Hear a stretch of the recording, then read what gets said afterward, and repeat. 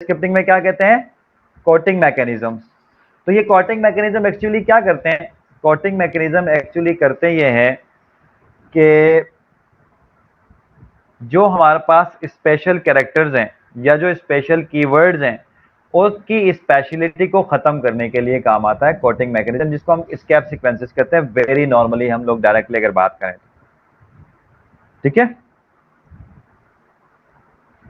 तो ये हमारे पास डिफरेंट मेटा कैरेक्टर्स होते हैं। जितने भी हमारे पास मेटा कैरेक्टर्स होते हैं, इन मेटा कैरेक्टर्स को यूज करते हुए हम लोग कोटिंग मैकेनिज्म यूज कर सकते हैं।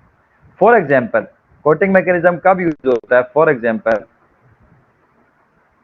मैं इसी सब्स्टिट्यूशन को ही यूज करता हूं।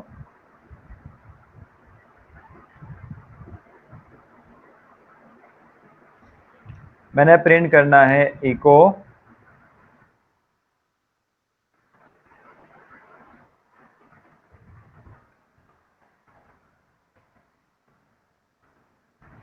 फॉर एग्जाम्पल मैंने प्रिंट करना है इको हेलो वर्ल्ड।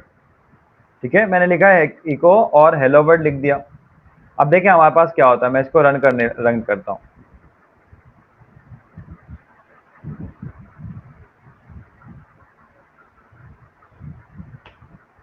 देखिए हेलो प्रिंट हो गया, उसके बाद क्या आ गया हमारे पास, एरर आ गया, कमांड नॉट फाउंड। तो क्या समझ आया यहाँ पर, जो हमने कोड लिखा था, मैं आपको कोड दिखा देता हूँ। यहाँ पर हमारे पास क्या हुआ, जो कोड हमने यूज किया हेलो और उसके बीच में हमने कॉलन यूज किया, तो कॉलन की स्पेशल कोई मीनिंग्स है किसके अंदर, शेल स्क्रिप्टिंग के अंदर। तो जब तक इसको नहीं बताओगे, इसके अपनी ओरिजिनल मीनिंग्स को आप हटा दें, आप नॉर्मली कॉलन ड्रॉ करके दे दें या कॉलन प्रिंट करके दे दें, तो तब तक ये आपको एरर देगा। तो इससे बचने के लिए हम कोटिंग मैकेनिज्म्स यूज करते हैं। डिफरेंट हमारे पास कोटिंग मैकेनिज्म्स होती हैं। फॉर एग्जाम्पल यहाँ पर मैं इसके आगे बैक स्लैश लगाऊंगा, तो अब क्या होगा, बैक स्लैश क्या करेगा, इसकी जो स्पेशलिटी थी उसको खत्म कर देगा। मैं इसको रन करता हूँ फॉर एग्जाम्पल, अब देखें अब आपके पास एरर नहीं आएगा, हेलो वर्ल्ड प्रिंट हो जाएगा।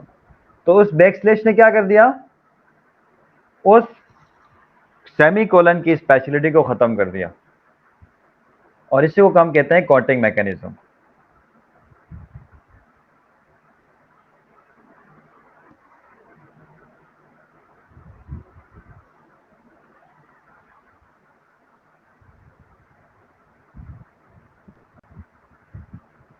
ठीक है,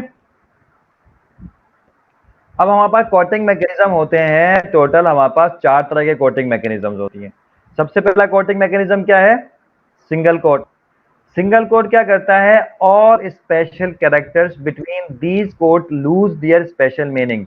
यानी कोई भी काम, कोई भी कैरेक्टर्स जो सिंगल कोट के अंदर आते होंगे, तो वो अपने ओरिजिनल जो उसकी स्पेशलिटी ऑटोमेटिकली खत्म हो जाती है।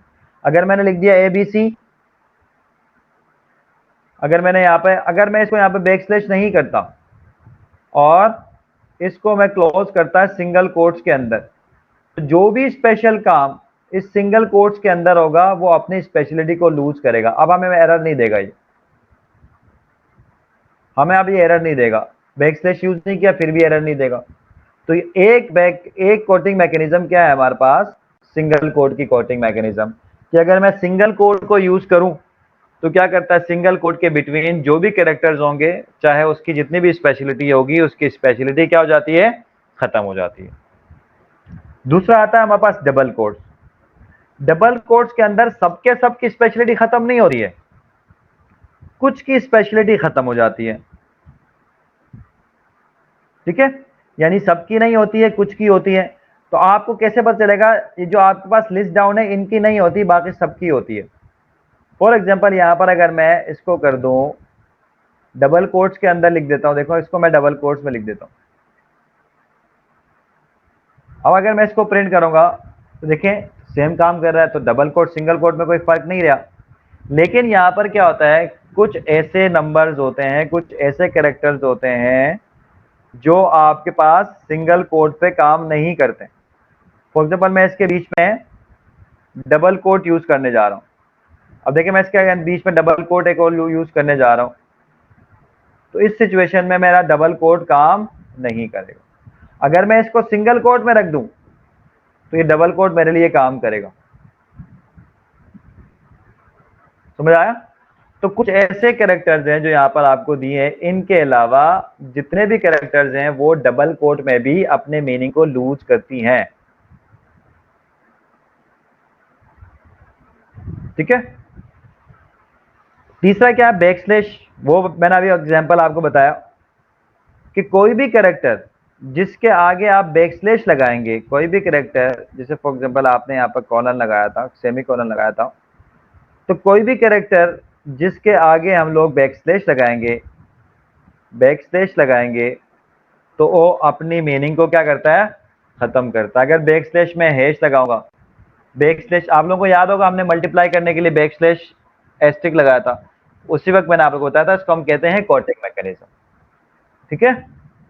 और हमारे पास आखिर में होता है back quote. Anything in between back quotes would be treated as a command and would be executed. तो जो भी बैक स्लैश के अंदर करेंगे, यानी बैक कोट के अंदर करेंगे, आप लोगों को अभी करके दिखाया था, फॉर एग्जांपल यहाँ पर मैंने डेट लिख दिया, और अगर मैं यहाँ पे बैक कोट में लिख दूं date is equal to back quote में लिख दूं डेट, तो इसका क्या मतलब है, इस बैक कोट के अंदर जो कुछ होगा वो कमांड के तौर पे रन होगा। तो इसकी स्पेशलिटी को खत्म करता है और उस वेरिएबल में स्टोर करता है। ठीक है। तो फॉर एग्जांपल आप देखें, यहां पर मैं कर देता हूं इको, मैंने लिख दिया यहां पर आई हैव $2000।